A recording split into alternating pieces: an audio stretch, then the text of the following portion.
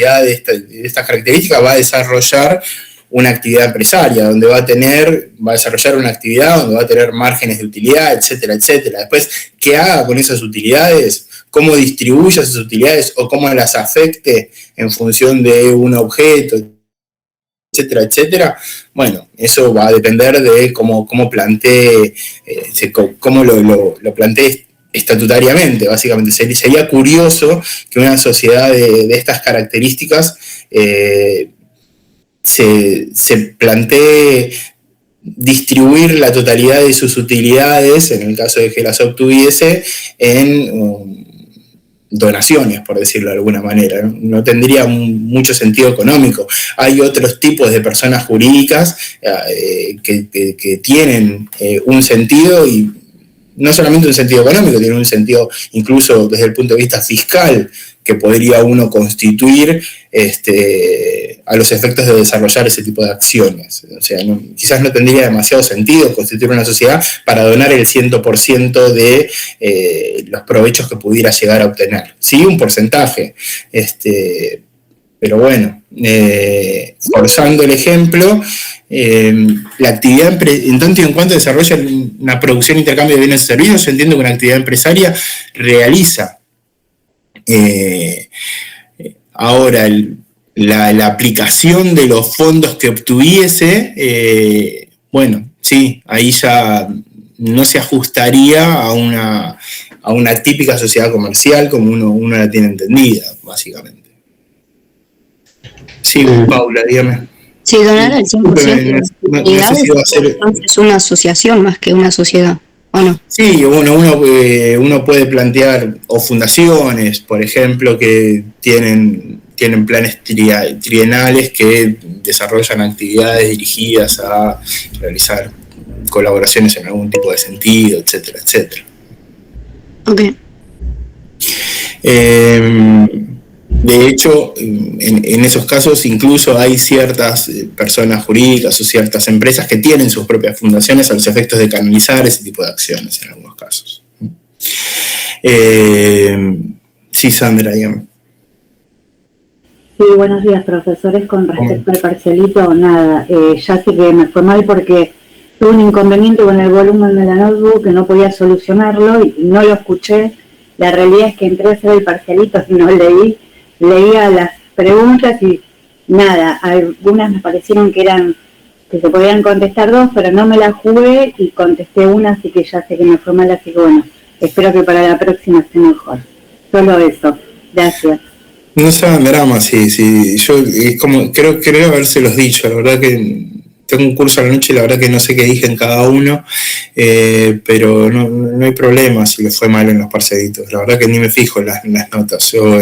La idea es que tengan una alternativa, una herramienta para ir siguiendo la materia y en el eventual caso de que estén medio justo con las notas, les ayude un poco a subir la nota, y también lo tomo como nota de concepto para valorar el esfuerzo que hacen a lo largo de una cursada tan intensa como esta. Pero no hay problema, quédese tranquila. Sí, eso me quedó clarísimo, por eso no estoy tan preocupada, porque sí que va a haber otros, así que bueno. Espero que y de alguna manera también van viendo, bueno, no es que voy a tomar un parcial similar a esto, ¿no? Porque esta es la única manera en la que puedo evaluar por la vía virtual, porque no me voy a poner a corregir un desarrollo, pero bueno, también para ver algunas preguntas, etcétera. Sí, Gabriel, dígame. Con respecto a las sociedades abiertas en el exterior, porque, si una sociedad abierta en el exterior no tiene actividad jurídica, pero se abre solamente para la adquisición de un bien, hoy por hoy la IGJ o eventualmente, no, ARCA no interviene, la IGJ la toma, puede objetarla, porque no hay un intercambio de bienes, no hay un desarrollo económico, es la apertura de la LTD para comprar una propiedad acá. Usted tiene que, Si es una sociedad del exterior y tiene que, lo único que quiere hacer es realizar una actividad puntual, usted se rige por la legislación del exterior, como vimos cuando vimos el artículo 118. Y lo único que quiere hacer es realizar una actividad puntual, a eso nos remitimos, básicamente. Pero si es una sociedad local, o tiene que constituir una sociedad local al efecto de desarrollar actividades regulares en el medio local, bueno, en ese caso tiene que desarrollar una actividad, va a tener que plantear un objeto en el instrumento constitutivo de la sociedad y va a tener que, en ese objeto, plantear cuáles van a ser las actividades comerciales que va a tener que desarrollar, o que va a desarrollar, o que va a plantear a los efectos del desarrollo. No puede ser un mero depósito de bienes, ¿sí? Sino que va a tener que plantear una actividad comercial que se ajuste a los términos que indica la ley, en los términos del artículo 1 que estuvimos viendo y desarrollando en el transcurso del día de ayer. Ok, gracias.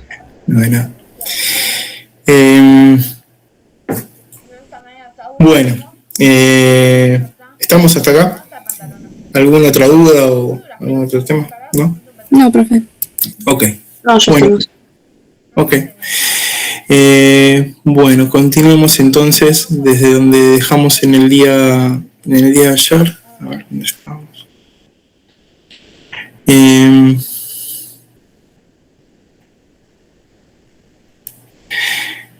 Un segundo.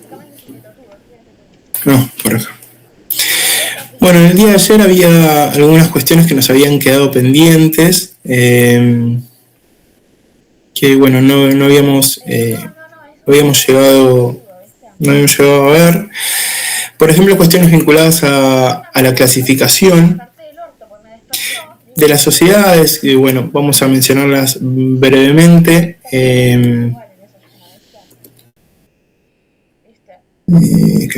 Por acá. No.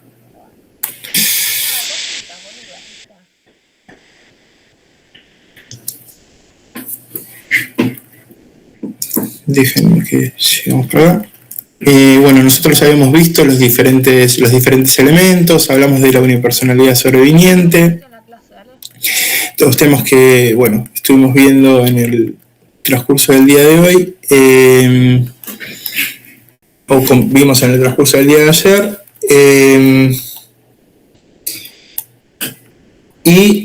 bueno, nos quedaban dos cosas a ver, o tres cosas respecto del día de ayer, cuestiones vinculadas a la SAU, cuestiones vinculadas a la clasificación de las sociedades y un temita más respecto de las teorías, como para ya pasar a los temas del día de hoy. Bueno, hay diferentes tipos de clasificaciones respecto de los tipos societarios que estuvimos viendo en el día de ayer. Como vimos, cuando estuvimos hablando en la reunión de ayer, en lo referente a la tipicidad de las sociedades, la Ley General de Sociedades establece diferentes tipos a los cuales ajustarnos al momento de constituir una sociedad en particular. Nosotros vimos que la ley se refiere a, bueno, o establece la sociedad colectiva, la sociedad de capital-industria, la sociedad anónima, la sociedad de responsabilidad limitada, las sociedades comanditas, e introduce la sociedad anónima unipersonal como una variante dentro de la propia norma. Tomando en cuenta estos tipos societarios, bueno, podríamos hacer diferentes tipos de clasificaciones. La doctrina en general básicamente establece algunos criterios a los efectos de desarrollar estas clasificaciones. Vamos a tomar los principales a los efectos de abocarnos a ellas. Una primera aproximación a esta distinción de los diferentes tipos societarios son la distinción de las sociedades en personalistas, intermedias o capitalistas, que podríamos llegar a ser. En función de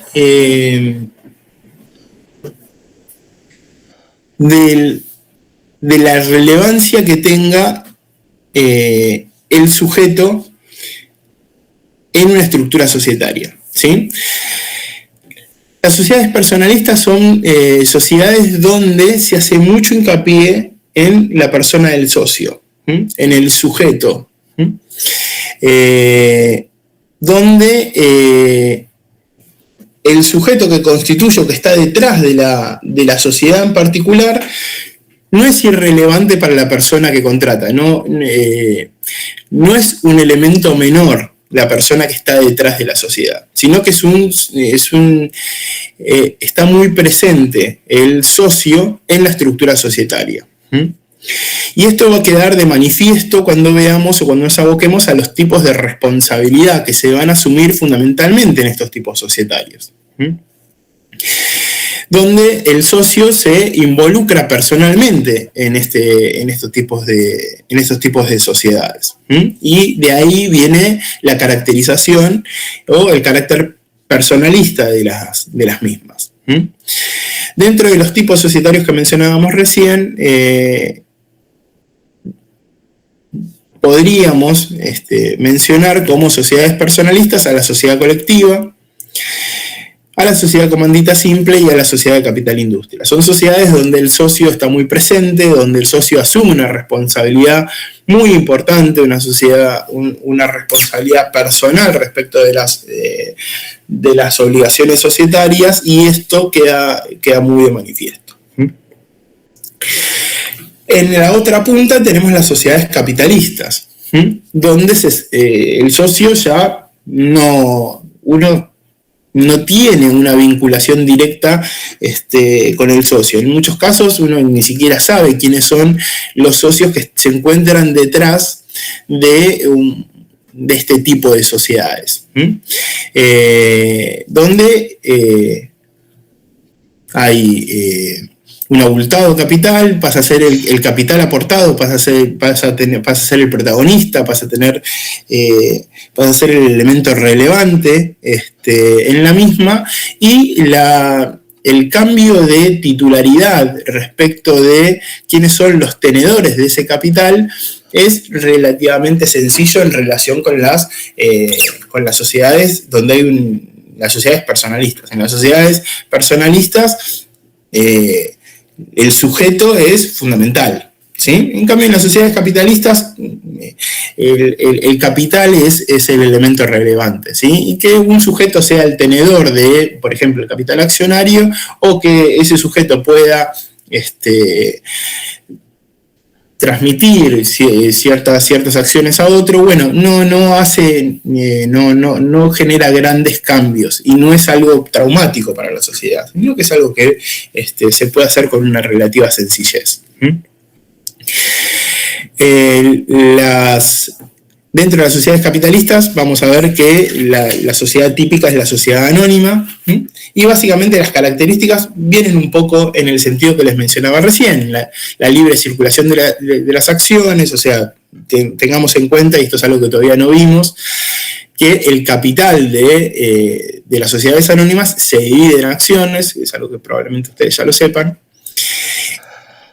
Y bueno, en general hay libre circulación respecto de las acciones, no hay grandes dificultades para la transmisión respecto de las mismas, no se hace un gran hincapié respecto de las condiciones personales de los sujetos que están detrás de la sociedad anónima.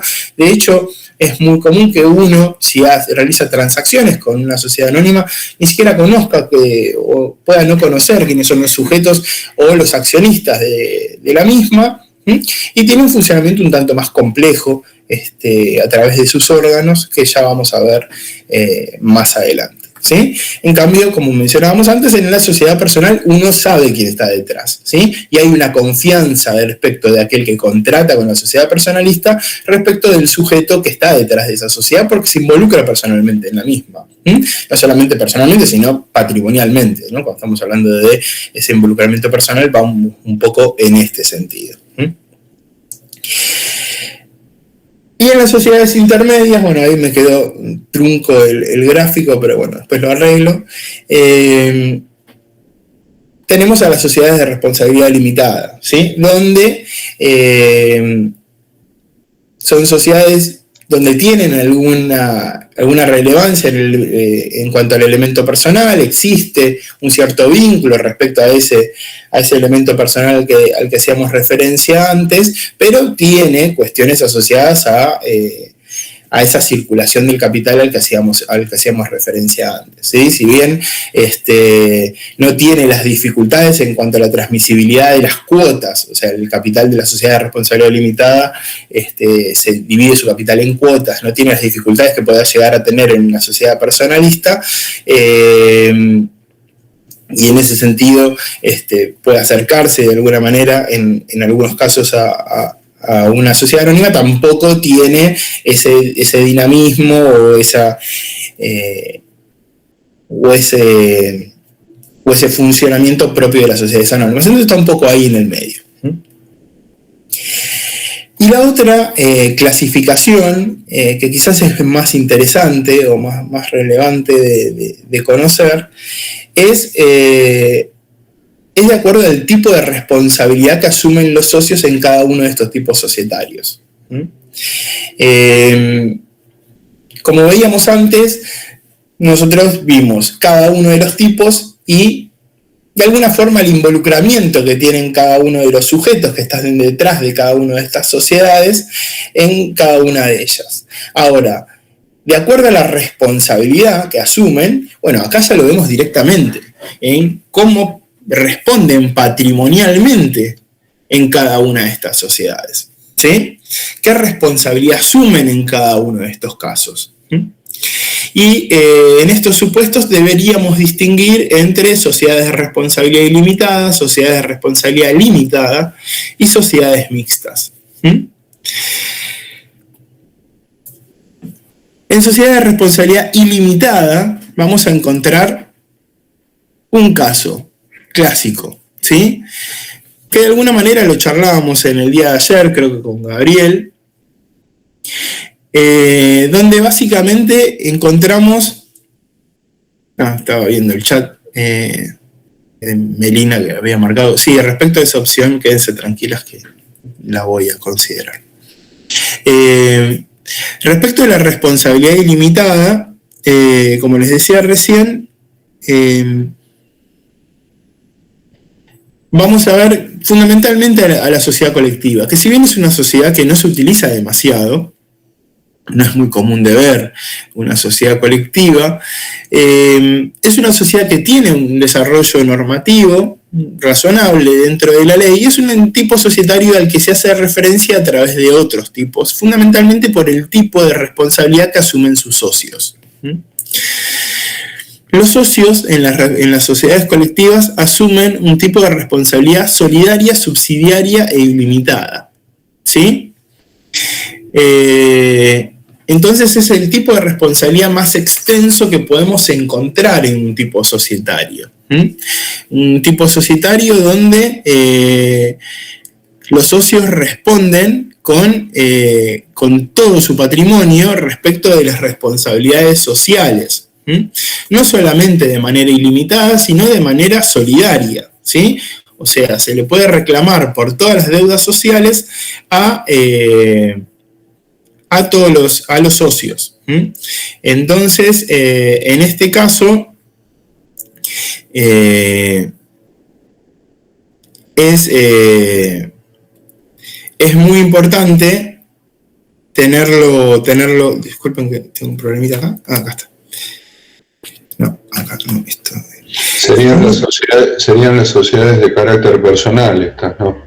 Son de carácter personal y son sociedades donde un sujeto responde con todo su patrimonio por las obligaciones sociales. Entonces, y por eso de alguna manera hablamos del carácter personal. Cuando un sujeto es acreedor de una sociedad colectiva, uno dice, bueno, yo le estoy brindando crédito a la sociedad colectiva, pero yo sé que está fulano o que está fulana detrás de esa sociedad, ¿sí? Y el vínculo que uno puede llegar a tener con ese fulano o con esa fulana que está detrás. Y esto no se queda solamente en el vínculo, sino en el sentido de que eventualmente es ese sujeto el que va a responder ante la insuficiencia patrimonial de la propia sociedad. ¿Por qué? Por el tipo de responsabilidad que asumieron al momento de su constitución. ¿sí? Responsabilidad ilimitada por las obligaciones sociales. Subsidiaria y solidaria. Una pregunta en relación a esto. Ayer usted dijo que, por ejemplo, puede haber un empresario sin estar constituido como sociedad. Ahí el empresario responde con todo su capital ante cualquier eventualidad. ¿Está encuadrado dentro de esto? Bueno, son dos cosas diferentes. Uno, supongamos que usted y yo constituimos una sociedad colectiva. No hablo de constituir una sociedad. Un empresario que tiene gente a cargo. Sí, en ese caso sí.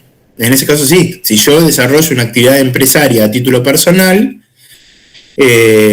voy a responder con mi patrimonio por las obligaciones que asuma. Eso es así.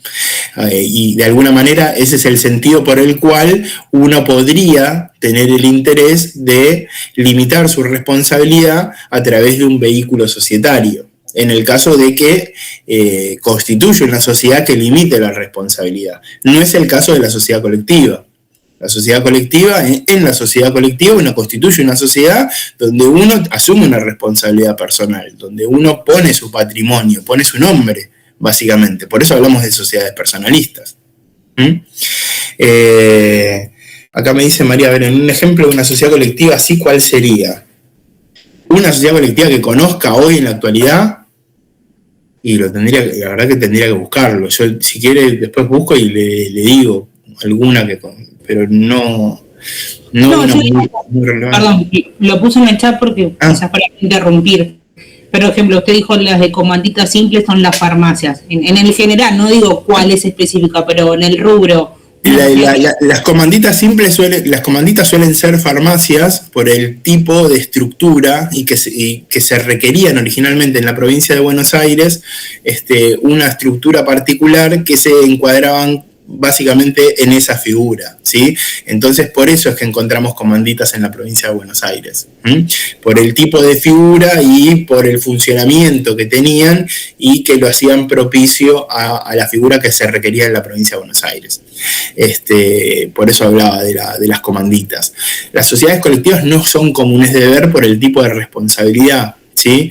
O sea, usted piense que si usted y yo constituimos una sociedad colectiva, es una sociedad donde nosotros vamos a poner todo de nosotros. No todo de nosotros en el sentido de ponemos todo nuestro tiempo, todo nuestro empeño, sino que vamos a poner todo nuestro patrimonio, ¿sí? Es una sociedad en donde vamos a responder con todo nuestro patrimonio respecto a las obligaciones sociales. O sea, vamos a tener sí el beneficio de exclusión, pero más allá de eso, en el caso de insuficiencia patrimonial de la sociedad vamos a tener que responder. Entonces, en líneas generales, quizás ese sentido que uno podría llegar a buscarle a las sociedades de limitar la responsabilidad para desarrollar una determinada actividad, se pierde un poco en este tipo societario. Entonces es difícil un poco de encontrar desde ese punto de vista. A mí lo que me había surgido la curiosidad era, bueno, ¿qué clase de sociedades arriesga tanto, bueno, quizás en el espíritu de armar una sociedad y demás, a tener una responsabilidad ilimitada? Como, por eso me llamaba la atención qué clase de actividad podría llegar a ser. En líneas generales eran sociedades que se estilaban cuando una persona tenía una trayectoria y entonces una trayectoria de muchos años, y entonces dice yo respaldo mi actividad y pongo detrás de mi actividad todo mi patrimonio, pongo mi nombre y es como ponerme detrás de mi negocio, ¿sí? Es como algo muy de otra época, muy de antaño. ¿Sí? Por eso que digo, para mí quizás es poco común. No me imagino hoy pensando a alguien que diga, sí, apuesto todo, ¿entendés? Me llama eso la atención. Es muy de modé, sí, es muy poco, y por eso es tan poco habitual de verlas, ¿sí? Es muy de otra época, donde uno dice, bueno, yo pongo mi nombre, pongo mi patrimonio y pongo mi respaldo. Entonces voy, y no es que lo digo de palabras, sino que voy y pongo una sociedad colectiva. Entonces yo te pido crédito a vos, María Belén, y vengo con mi sociedad colectiva. Entonces, bueno, se lo das a una persona jurídica que va a responder con el patrimonio que yo pude haber aportado con mis socios a esa sociedad, y después mi patrimonio multimillonario que tengo por otro lado es mío y solamente mío. Y no estoy hablando de fraude ni de nada turbio, simplemente que es una sociedad. Ahora, en el caso de una sociedad colectiva, yo digo, no, yo tengo esta sociedad donde tengo un aporte, pero detrás estoy yo y yo lo respaldo. ¿Sí? Entonces yo voy con mi nombre y con mi patrimonio detrás de esta sociedad. La responsabilidad es muy extendida y es muy riesgosa en líneas generales, ¿sí? Hay una inscripta en Capital Federal que se llama Fidanza, que se dedica a todo lo que es la parte de publicidad. Mira. Bueno, ahí el compañero ha encontrado un ejemplo.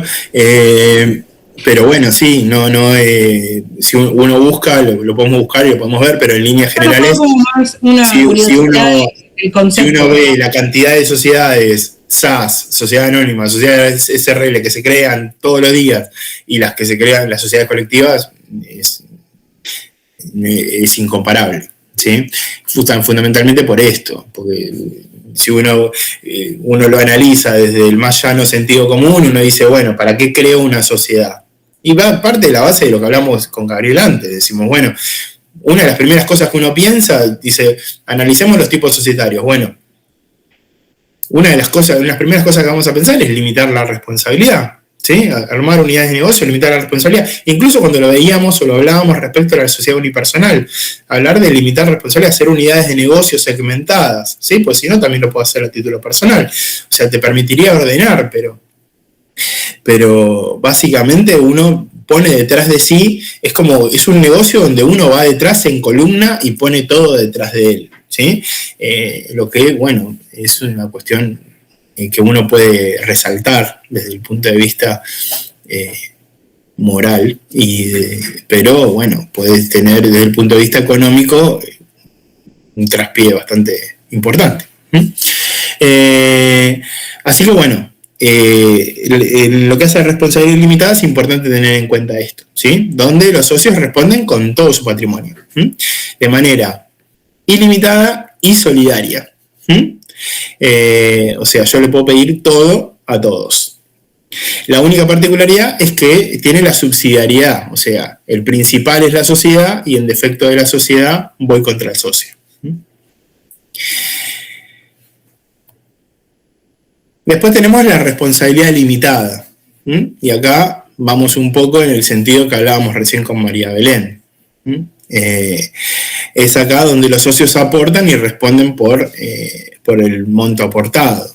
Y este es el límite del aporte. Entonces yo digo, bueno, yo quiero iniciar un negocio. ¿Qué negocio? Una concesionaria de autos. ¿Y cuál es mi patrimonio? Y bueno, yo tengo 500 millones de pesos en patrimonio. ¿Y cuánto quiero afectar a esa concesionaria? Quiero afectar 100 millones de pesos. Bueno, listo, hago una sociedad, afecto 100 millones de pesos a esa sociedad.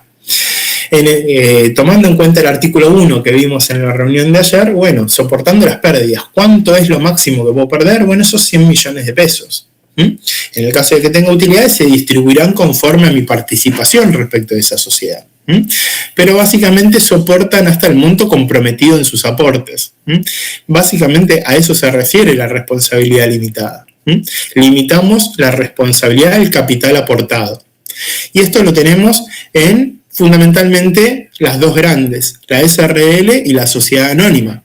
Y volviendo a la pregunta de María Belén, disculpe María Belén que la estoy nombrando tanto, no es casual que estas sean las sociedades que se constituyen con tanta asiduidad o con mayor asiduidad, ¿sí? Sino que, bueno, ¿por qué? Porque, bueno, es un poco el sentido, una de las cuestiones principales por las cuales alguien se aboca a la constitución de un vehículo societario, ¿sí? Entonces, bueno, limitar la responsabilidad. Digo, yo pongo esto ahí y, bueno, y pongo todo de mí para trabajar, pero si pierdo eso, ¿sí? No lo hago con el ánimo de defraudar a nadie, lo hago con el ánimo de trabajar y obtener las mayores ganancias posibles, pero si me va mal, pierdo eso, no pierdo todo mi patrimonio personal.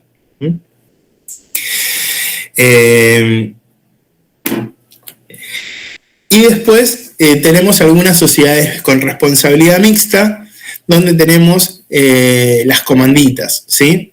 Las comanditas simples o las comanditas por acciones, donde tenemos una mixtura de socios, ¿sí?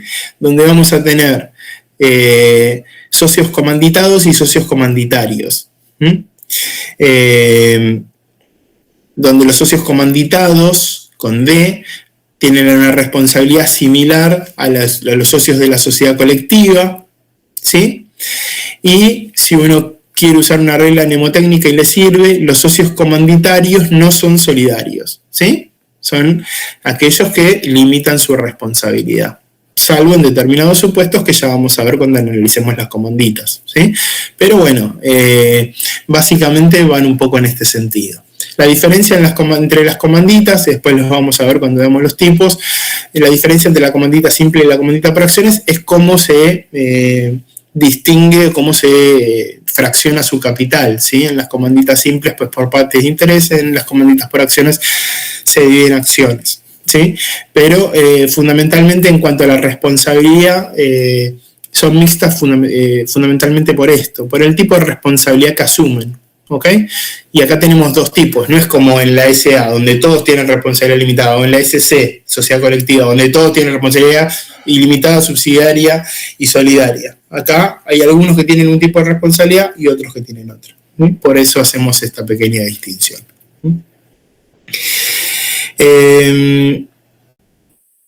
Bueno, y en cuanto a la representación de capital, es lo que les decía antes, ¿sí? En la SRL tenemos cuotas, en la SA tenemos acciones, en la colectiva tenemos parte de interés, en las comanditas tenemos una mixtura, ¿sí? Tenemos en la comandita por acciones, acciones, en la comandita simple, partes de interés. Bueno, ahí tenemos un cuadro de resumen, esto ustedes ya lo tienen. Vayamos un segundito a la SAU, que nos había quedado un poco pendiente. El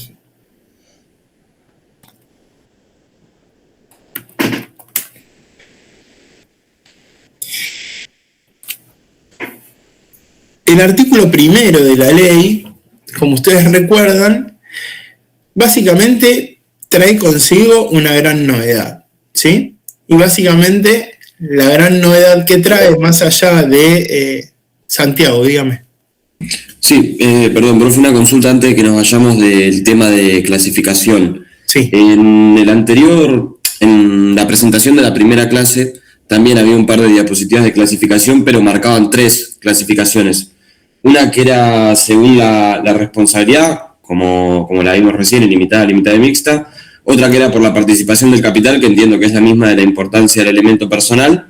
Y había una tercera que era según la organización, que podía ser una organización personal o de capital. No sé si sería lo mismo que vimos hoy de las personalistas, capitalistas o intermediarias. Sí, también, pero me interesa que hagamos hincapié fundamentalmente en las dos anteriores que mencionaba, ¿sí? Entonces serían 2 clasificaciones. ¿O sí, hagamos hincapié en esas dos fundamentalmente y por eso para mí estamos bien. Ok, gracias. No, por favor.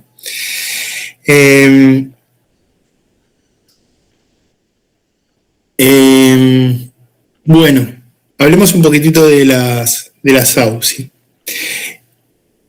En lo que se refiere a, como mencionábamos antes respecto del artículo primero, si quieren, para no desordenar, después retiro eso, así ya no les genero lío y pueden estudiar ordenadamente. Disculpen si les genero algún problema. En el artículo primero, como les dije antes,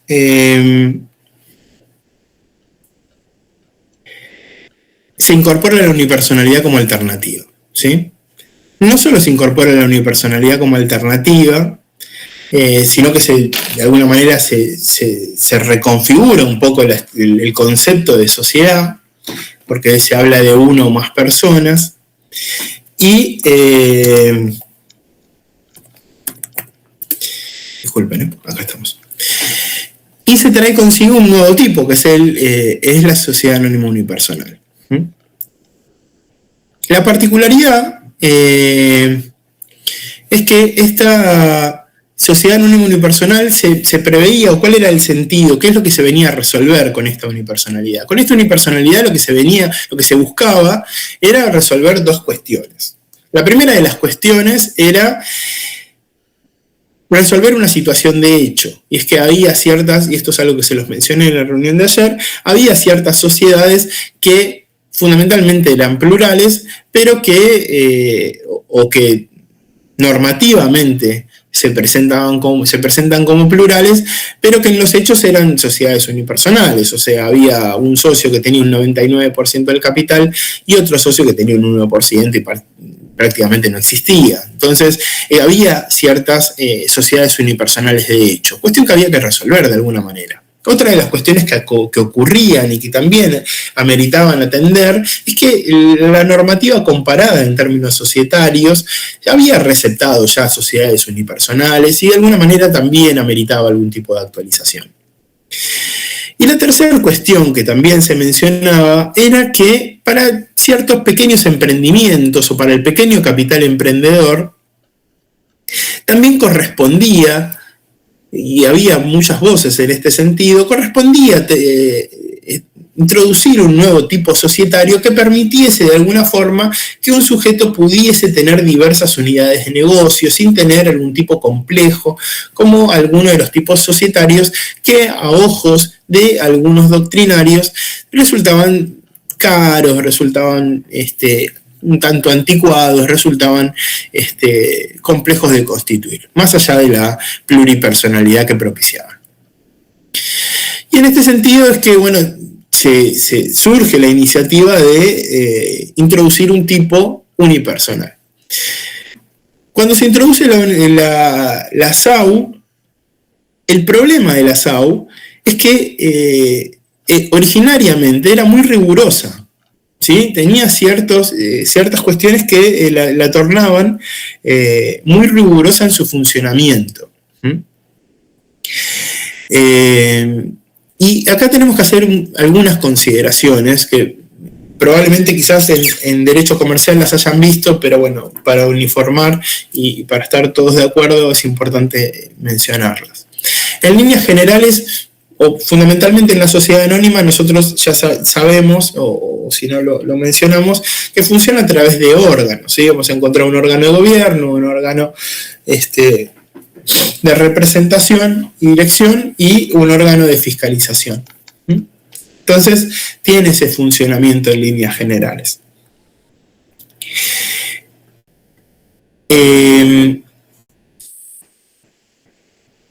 Y adicionalmente, en una sociedad anónima o incluso en una sociedad de responsabilidad limitada, que es algo que les mencioné el día de ayer, cuando los socios se abocan a aportar el capital, no lo tienen que hacer inmediatamente al momento de su constitución, sino que si el aporte es en dinero, pueden hacer un aporte de un 25% y diferir el 75% restante en un plazo de hasta 2 años. ¿Sí? Esto es en las sociedades anónimas, o incluso en las sociedades de responsabilidad limitada, que son las sociedades que tienen una estructura fija, de una estructura un tanto más compleja, etcétera, etcétera, que es lo que había. Cuando se plantea la SAU, que introduce la unipersonalidad, como les mencionaba recién, uno tenía la expectativa de que venía un poco a flexibilizar todas estas cosas, porque dice, si trae no solamente la unipersonalidad, sino también trae la posibilidad de que el capital emprendedor, el pequeño capital emprendedor, tuviese una figura para poder fraccionar su capital, limitar su responsabilidad, etcétera, etcétera, bueno, uno entendía que esta figura podía receptar todas estas cuestiones. Bueno, originalmente, cuando se crea esta sociedad, exigía algunas cuestiones que tornaban difícil su recepción en línea general, su recepción masiva en línea general, fundamentalmente por ese capital emprendedor al que hago referencia, o al que hice referencia recién. Porque ¿qué es lo que se pedía? La integración total del capital desde su constitución, a diferencia, por ejemplo, de la sociedad anónima. La sociedad anónima que yo les mencionaba, si uno se comprometía a aportar dinero, uno puede aportar el 25% y diferir el resto. Bueno, en el caso de la SAU uno tiene que aportar todo al momento de la constitución. Y lo que introduce además son 2 cosas fundamentales. Un directorio plural de 3, o sea, tenía que tener un directorio, ese órgano de dirección que tienen las sociedades anónimas, bueno, tenía que estar integrado por 3 personas. Y un órgano de fiscalización, que es el que fiscaliza el funcionamiento de la sociedad respete no solamente las leyes y las normas estatutarias y fiscales, etc. También tenía que ser un órgano plural, ¿sí? De 3. Y se incorpora el artículo 299 de fiscalización estatal permanente. Entonces, lo que se prevé normativamente cuando se crea la SAU es una figura, es un tipo societario muy complejo y muy caro para ese capital a priori, pequeño capital emprendedor al que podría originalmente dirigirse, ¿sí? Ayer yo les mencioné el artículo 299, pero bueno, estábamos en el aula y no lo podía proyectar, pero me interesa que lo vean, como para que vean en qué conjunto de sociedades se incorpora este tipo societario. Fíjense que, acá lo están viendo, el artículo 299, que habla de fiscalización estatal permanente, dice: las sociedades anónimas, además del control de constitución, quedan sujetos a la fiscalización de la autoridad de contralor de su domicilio durante su funcionamiento, disolución y liquidación en cualquiera de los siguientes casos. ¿Quiénes están bajo la fiscalización estatal permanente? Aquellas que hacen oferta pública de sus acciones o deventuras. Las que tienen un capital superior a 2.000 millones de pesos. Las que sean de participación estatal. Las que realicen operaciones de capitalización o ahorro, las que exploten concesiones o servicios públicos, las que sean sociedades controlantes o controladas por otras sujetas a fiscalización, y la SAU. ¿Sí? Entonces, incorporan a este tipo societario dentro de un colectivo de sociedades que, bueno, no son sociedades, son sociedades muy particulares, ¿sí? Sociedades que cotizan en bolsa, sociedades que tienen capitales muy importantes, ¿sí? O que desarrollan actividades muy específicas o actividades vinculadas con el Estado. Entonces, era muy extraño la forma en que se le da nacimiento a este tipo societario en función de estas situaciones. Bueno, esto generó muchísimas críticas doctrinarias en líneas generales, porque, bueno, básicamente para los pequeños y medianos empresarios se hacía imposible de realizar. Aparte, pensemos lo siguiente. Supongamos que una persona, un pequeño emprendedor, quería en ese momento constituir una SAU de una persona, un solo socio. Tenía que contratar o tener 3 directores y tenía que tener 3 sujetos que integren el órgano de fiscalización, ¿no? Tenía que tener una estructura de 6 personas, ¿sí? Una estructura carísima de mantener.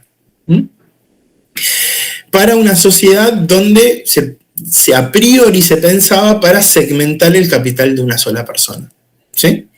Entonces, bueno, pensado desde ese punto de vista, no tenía mucha razón de ser.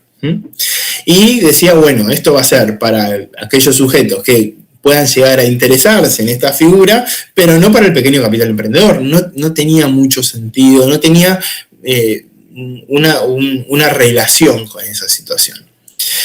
Esto luego, algunas cuestiones se modifican y se flexibilizan algunas cuestiones que llevan a que el requisito del directorio plural y el requisito del órgano de fiscalización plural se flexibilicen, y hoy día una SAU requiere un directorio de 1 o más personas y un órgano de fiscalización de 1 o más personas. ¿Sí? Ya no se requiere un órgano de 3, un órgano de fiscalización de 3 y un directorio de 3.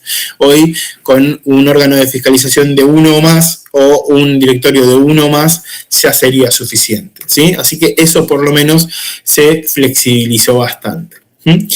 Pero bueno, esto es algo que me interesaba mencionarles. De alguna manera, esto es algo que luego intentó resolverse cuando se introduce la figura de la SAS, ¿sí? La SAS, que surge con la ley de capital emprendedor unos años después, sí viene a atender las cuestiones vinculadas al capital emprendedor, ¿sí? Al pequeño capital emprendedor. Porque es una sociedad que tiene como capital mínimo 2 salarios mínimos vitales y móviles, ¿sí?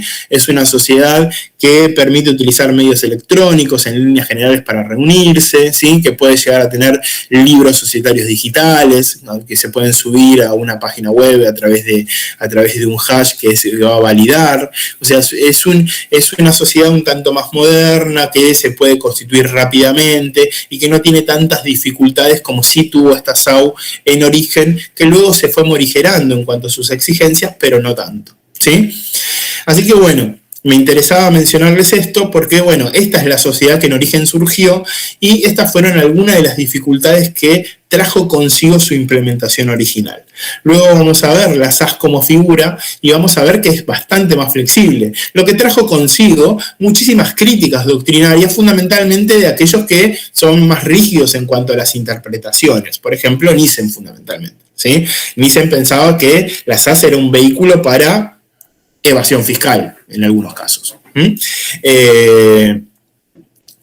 En contraposición a Vítolo, que la veía como un gran vehículo dinamizador. Entonces, hubo una gran discusión en la IGJ en sus 2 gestiones, y eso se ve reflejado en las resoluciones generales respecto de la figura de la SAS, fundamentalmente. Pero en la SAU, que fue la figura original, que se creó respecto de la incorporación de la unipersonalidad en la ley 19.550, este fue el devenir normativo que me interesaba mencionarles. ¿Ok?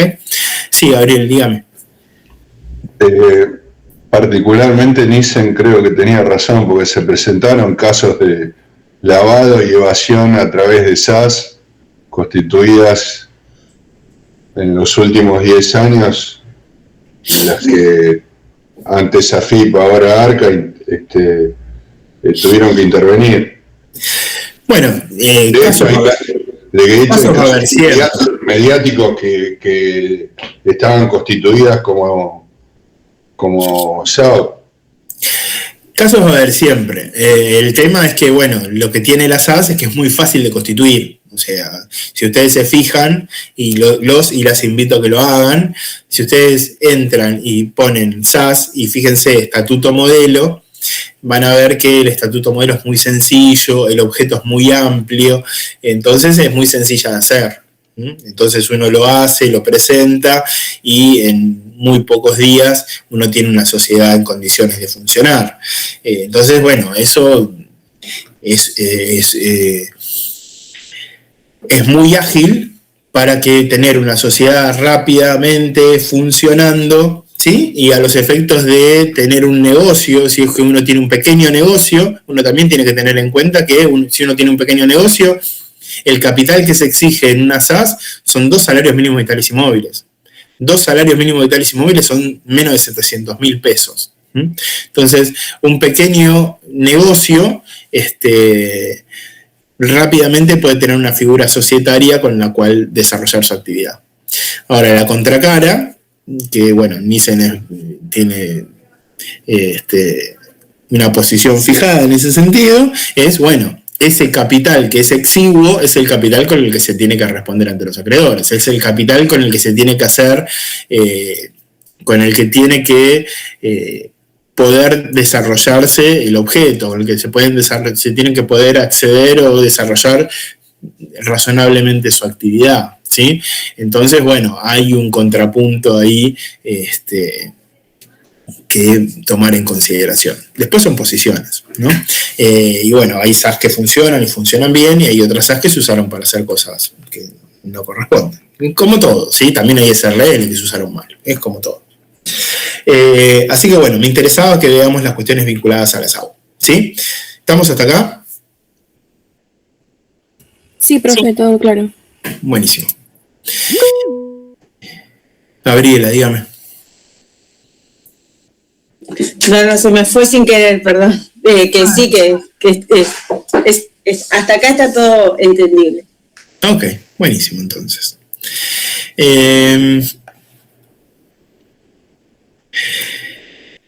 Una cuestión que me interesaba mencionarles, porque surgió en la reunión de ayer y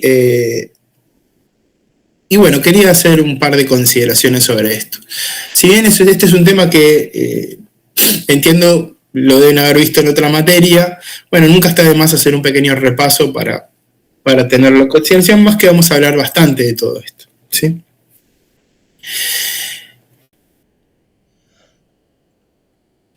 Nosotros vamos a ver, y de hecho estuvimos viendo, disculpen si alguien lo tiene súper claro, bueno, no pasa nada. Igual son un par de minutos nada más. Pero me interesa que todos estemos en la misma página en estas cuestiones. Cuando hablamos de responsabilidad de los socios y clasificamos a las sociedades en función del tipo de responsabilidad, nosotros vamos a ver que estamos hablando de responsabilidad limitada, responsabilidad ilimitada, responsabilidad mancomunada y solidaria. Y no debemos de confundir unas con otras, ¿sí? Básicamente es la responsabilidad que asume el socio en función del tipo de sociedad que crea. Y esto es algo que cuando uno se aboca a la creación de una sociedad, uno dice, bueno, voy a crear un negocio. Lo creo a título, lo puedo crear individualmente, cosa que estuvimos viendo hasta recién, o lo puedo crear con otras personas que serán eventualmente mis socios. Ahora, ¿qué tipo de sociedad creo? Bueno, una de las cuestiones fundamentales que tengo que tener en cuenta para crear o tomar para crear una sociedad es el tipo de responsabilidad, ¿sí? Porque no todas las sociedades traen consigo la misma responsabilidad que va a asumir un sujeto. Entonces, tenemos que tener en claro de qué hablamos cuando hablamos de cada una de ellas. Lo primero, bueno, estas son cuestiones que tenemos que tener en cuenta. Lo primero que tenemos que tener presente es que la sociedad tiene su patrimonio, obviamente, y ese patrimonio lo tenemos que distinguir del patrimonio personal de los socios. Esto es algo que hemos hablado y lo hemos hablado bastante, incluso lo hemos visto en el parcialito de recién. Básicamente lo que nos tenemos que preguntar cuando pensamos una sociedad, cuando organizamos una sociedad, cuando nos planteamos crear alguno de estos vehículos societarios, es si debemos de responder, hasta cuánto, ¿sí? En qué casos y con quién, ¿sí? Esas serían las preguntas fundamentales. El primer caso es el de la responsabilidad limitada, que es cuando el socio no responde con todo su patrimonio personal. Básicamente, limitamos la responsabilidad al capital aportado, ¿sí? Este sería un ejemplo. Un sujeto que aporta 20 millones de pesos a una sociedad anónima. La sociedad contrae una deuda de 300 millones de pesos, entra en insolvencia y solo posee bienes por 50 millones de pesos. Los acreedores van a cobrar hasta lo que alcance el patrimonio social. Juan, ¿qué es lo que va a perder? Lo que aportó a la sociedad anónima, ¿sí? No responde con su patrimonio personal, solamente lo que aportó a la sociedad. ¿Por qué? Porque la responsabilidad es limitada. Lo mismo pasaría en una SRL. Acá no estamos hablando de supuestos del artículo 54 ni nada por el estilo. Simplemente estamos hablando del alcance de la responsabilidad, ¿sí? Pero lo estamos viendo así, bien sencillo, en números como para que se entienda. ¿De qué hablamos cuando hablamos de responsabilidad ilimitada? En el caso de la responsabilidad ilimitada es cuando respondemos con todo el patrimonio. Acá no hay límite cuantitativo, ¿sí? Si el patrimonio social no alcanza, los acreedores de la sociedad pueden ir contra el socio. Y es el caso de la sociedad colectiva, que hablábamos antes con la compañera, que ya me olvidé, María Belén, ¿sí?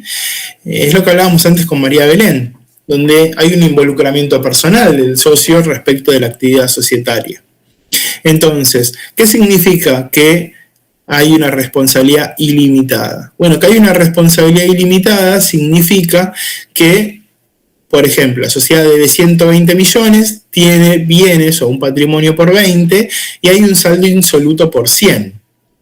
Ese saldo insoluto por 100 los acreedores que tienen ese saldo insoluto, ese saldo que no puede ser cubierto por el patrimonio de la sociedad, pueden intentar cobrarlo del patrimonio de los socios, ¿sí? Porque la responsabilidad es ilimitada.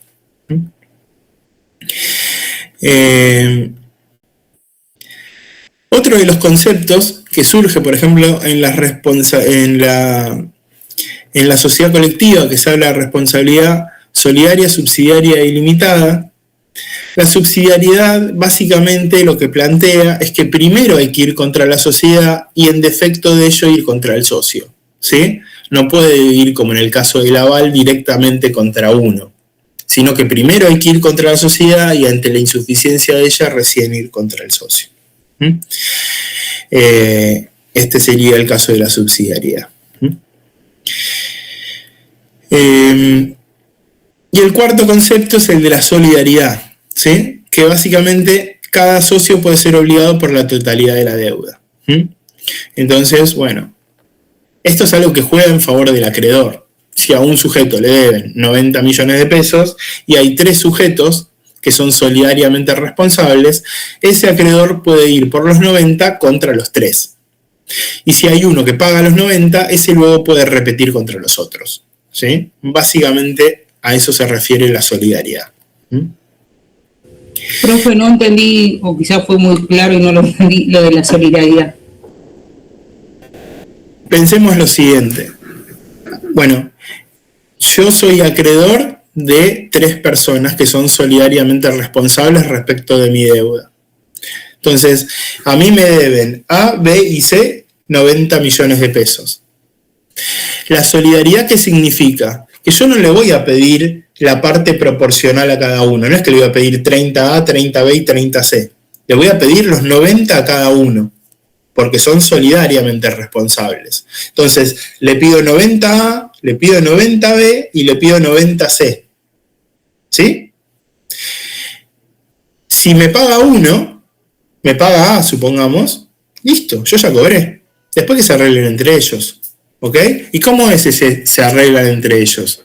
Por vía de la repetición. ¿Ok? Después, A, ¿qué va a hacer? Se va a dar vuelta y va a decir, che, B, che, C, yo le pagué 90 a Maximiliano y nos correspondía 1/3 a cada uno. Ahora les inicio una acción de repetición para que B me dé 30 y para que C me dé 30. Pero yo, Maximiliano, que soy el acreedor, yo ni me entero de esa situación. Yo ya cobré y listo.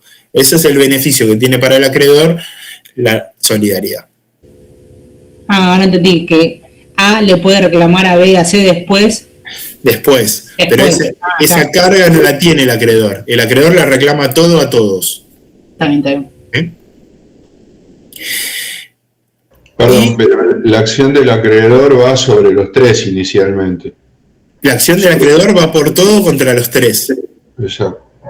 El acreedor puede reclamarle todo a todos y después le pagan. Una vez que le paga uno, el acreedor se ve satisfecho. Y la mancomunidad, cuando es responsabilidad mancomunada, básicamente es lo contrario a lo que vimos antes. Cada uno se responde por su tercio, ¿sí? Donde vos, yo, Maximiliano, tengo 3 acreedores que responden mancomunadamente, entonces ahí yo no le puedo pedir los 90 millones a cada uno. Yo le voy a pedir 30 millones a cada uno, ¿ok? Porque no tienen responsabilidad solidaria. Acá el problema, ¿cuándo es? El problema es si uno se insolventa, ¿ok? Ponele que A, B y C, B se insolventa, B quiebra. Si la responsabilidad es solidaria, yo le puedo cobrar a A los 90 millones. Y el problema es de A, porque A cuando le vaya a reclamar a B, anda a cobrarle, ¿sí? Pero el acreedor cobra, porque los otros son solidarios y a mí no me interesa. Ahora, si la responsabilidad es mancomunada, yo le tengo que pedir a A, a B y a C. A A le voy a cobrar 30, a C le voy a cobrar 30 y a B anda a cobrarle, ¿ok?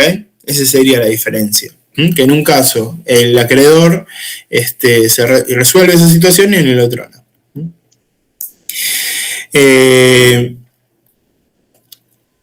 tema es cuando se combinan estas cosas de no confundirlas, ¿ok? Básicamente cuando la responsabilidad es mancomunada, yo le puedo pedir la porción que corresponda a cada uno. Y en el caso de que sea mancomunada e ilimitada, por esa porción va a responder con todo su patrimonio. ¿Sí? Si fuera solidaria, bueno, va a responder respecto de todo por todos. ¿Sí? En el caso, supongamos este caso. Supongamos un sujeto donde esto sería una responsabilidad mancomunada. ¿Sí? Si fuera tiene 90 millones de pesos y la responsabilidad es mancomunada. Entonces yo le puedo pedir 30 millones a cada uno. Ahora, si además de mancomunada fuera ilimitada, ¿qué significa eso? Que yo le puedo pedir que por esos 30 millones de pesos, cada uno va a responder con la totalidad de su patrimonio. ¿Sí? El acreedor le va a pedir la porción, porque es mancomunada, a cada uno de los acreedores. Pero ese acreedor va a responder con todo su patrimonio por su deuda. ¿Por qué? Porque más allá de que es mancomunada, es ilimitada. ¿Sí? Ese sería un vínculo que podríamos hacer en uno de estos casos. ¿Sí? ¿Se entendió esto? Sí, profe. Me interesa en este caso, primero, que no confundamos mancomunado con ilimitado e ilimitado. Mancomunado y solidario es una cosa, ilimitado es otra. Limitado e ilimitado es que de la obligación que tengo respondo con todo mi patrimonio. Y mancomunado y solidario es, mancomunado respondo por mi porción, nada más. Y lo que le corresponde al otro es del otro y a mí no me interesa. Y solidario es que a mí me pueden pedir todo y después me tengo que arreglar con mis otros socios. Esa sería la diferencia. Ahora, en este tipo de responsabilidad, en una SRL o en una SA no cabe. No, en esto no cabe. Pero como ayer hicieron la pregunta, me interesaba que no se confundan estos conceptos. ¿Ok? O sea, solamente en las sociedades de carácter personal. Sí, solamente en la sociedad de carácter personal. Sí. Pero bueno, es importante que lo tengamos en cuenta conceptualmente. ¿Sí? Yo entiendo que esto creo que se ve en obligaciones. En obligaciones creo que lo ven bien. Pero bueno, si alguien tenía la duda, por eso me tomé estos minutos para repasarlo. ¿Okay? Sí, en criollo sería tipo, en uno ves qué porcentaje le pedís y en el otro de dónde saca los fondos para solventar ese porcentaje que tiene. Claro, básicamente. Sí. ¿Qué porcentaje le pedís respecto a lo que tiene en el conjunto? Y después, con cuánto responde respecto de lo que tiene. Claro. Si responde nada más que con lo que aportó o responde con todo lo que tiene. Eso es respecto de si es limitado o ilimitado. Y si es solidario o mancomunado, es respecto de su relación con sus consocios. Si responde nada más que por su porción o si responde por todo y después repite. Claro. Santiago, dígame, perdón, lo interrumpí 2 veces ya. No, igual creo que justo lo terminaste explicando. La pregunta era si en la mancomunada ilimitada, entonces el acreedor primero tiene acciones contra el patrimonio social del socio, o sea, por el monto que él aportó, y una vez que se cumple con ese monto, ahí pasa a atacar el patrimonio personal. Claro, pero solo por la porción. Claro, o sea, el patrimonio social solo por la porción que aportó. En este caso, si voy contra Ana, solo por esos 30 millones que aportó y cuando termine esos 30 millones empiezo a atacar el patrimonio personal de Ana. Claro, es exactamente eso. Bueno, justo lo terminaste explicando después. Es exactamente eso, ¿sí? Así que bueno, espero que esto les haya sido de utilidad. Era básicamente un repaso, pero bueno, como ayer vi que surgió la duda y lo dije así en el aire y bueno, me parecía que así podía llegar a ser de utilidad. ¿Ok? Así que bueno, si a alguien le resultó aburrido estos 10 minutos, le pido disculpas. Así que bueno, continuamos. ¿Dónde estábamos? Acá. Lo último que me quedaba, que quería mencionarles de la reunión de ayer, que me había quedado pendiente y después repasando lo vi, es este tema.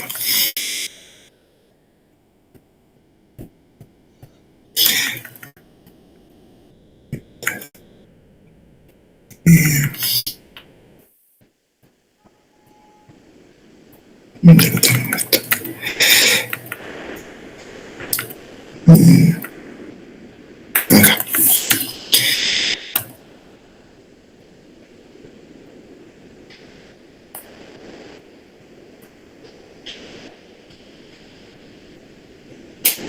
No se está compartiendo pantalla. No, pues estaba buscando, pues, disculpen, siempre tengo 20 cosas abiertas y nunca lo encuentro.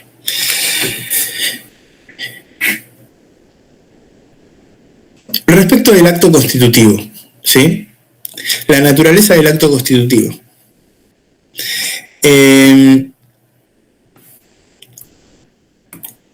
Básicamente, ¿cuál es la naturaleza jurídica del acto constitutivo?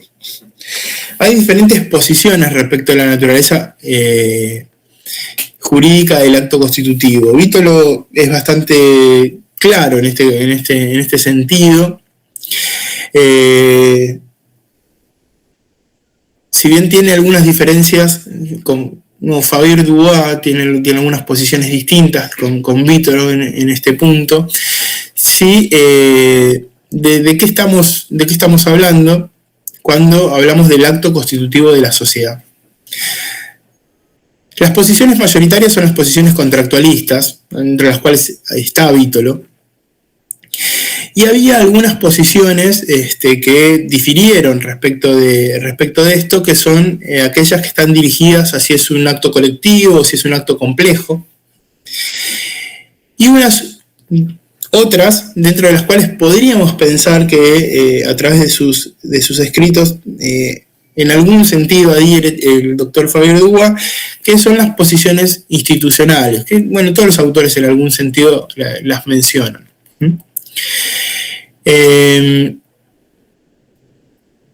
Lo primero que tenemos que tomar en cuenta es que cuando hablamos del acto constitutivo, en líneas generales la mayor parte de la doctrina se refiere a que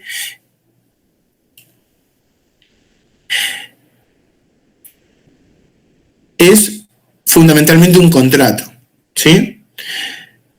Y que es un contrato plurilateral de organización. No es un contrato de intercambio, donde hay prestaciones contrapuestas, sino que acá el ánimo de las partes están dirigidos a un fin en común, ¿sí? Que es básicamente, bueno, la producción e intercambio de bienes o servicios y la obtención de, utilidades que eventualmente serán distribuidas entre las partes. Entonces, básicamente, van a coordinar aportes, van a tener con el fin de obtener utilidades y soportar las pérdidas eventualmente, y esa básicamente sería el ánimo con el cual se celebra ese contrato particularmente, donde no hay voluntades contrapuestas, sino que es un contrato plurilateral dirigido en un sentido particular y común. Y acá Vítolo hace una distinción particular, donde distingue un contrato de cambio, que es ese contrato donde hay posiciones contrapuestas entre las partes, de un contrato de colaboración, ¿sí? Y lo enmarca dentro de los que él considera un contrato de colaboración, donde tenemos diversos sujetos que se obligan a realizar determinadas prestaciones para constituir o construir una organización común con un determinado fin, con un determinado objetivo, ¿sí? Entonces, si bien se enmarca dentro de esta teoría contractualista respecto de las sociedades, lo hace con esta visión razonable y fundamental, que es distinguir el contrato de cambio que solemos conocer, donde hay contraprestaciones,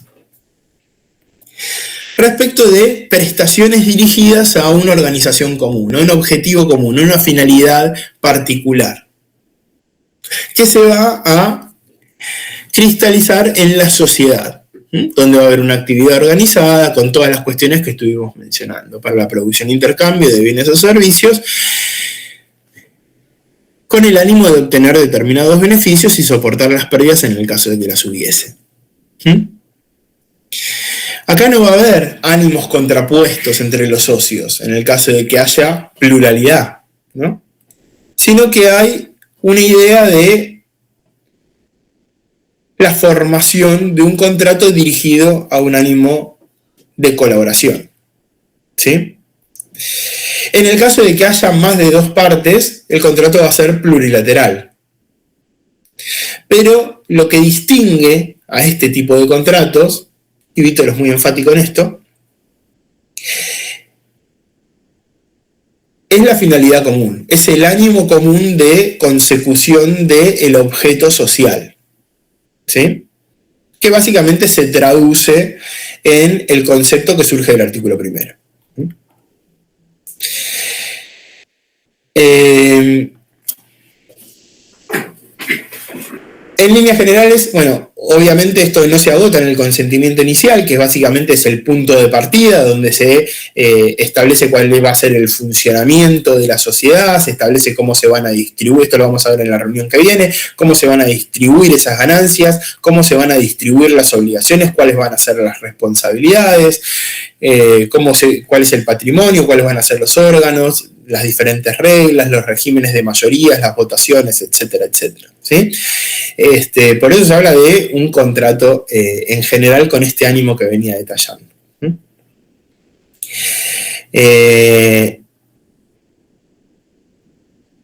Y este acto constitutivo que les mencionaba recién, bueno, básicamente genera derechos y obligaciones, da lugar al nacimiento de un nuevo sujeto de derecho, y al cual se le permite imputar derechos y obligaciones, ¿sí? Básicamente, esta es la posición contractualista fundamental al que adhiere la mayor parte de la doctrina. Sin perjuicio de esto, es importante destacar que han habido otras posiciones, o han existido, o existen otras posiciones doctrinarias,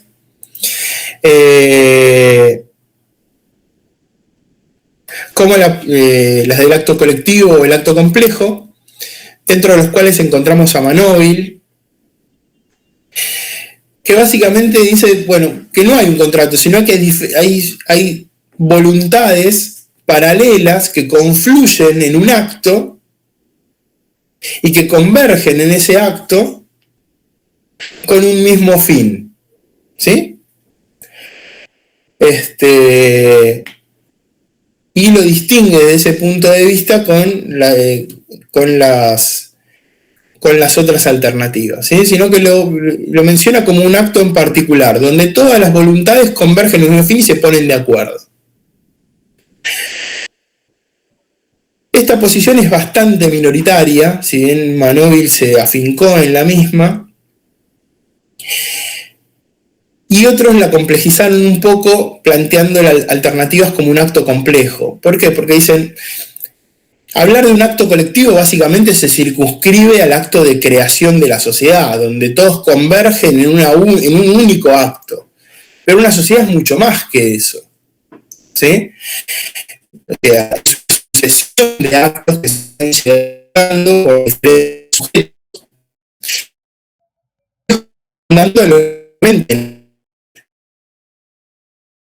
Que a lo largo de la vida de la misma, ¿sí? Y por último, hay una última teoría que, como les mencionaba antes, con algunos matices, y fundamentalmente recientemente en algunos de sus escritos, cuando se habla ahora que están las discusiones sobre los nuevos tipos societarios que están discutiéndose, donde no, básicamente puede haber sociedades donde pueden no haber personas, etc.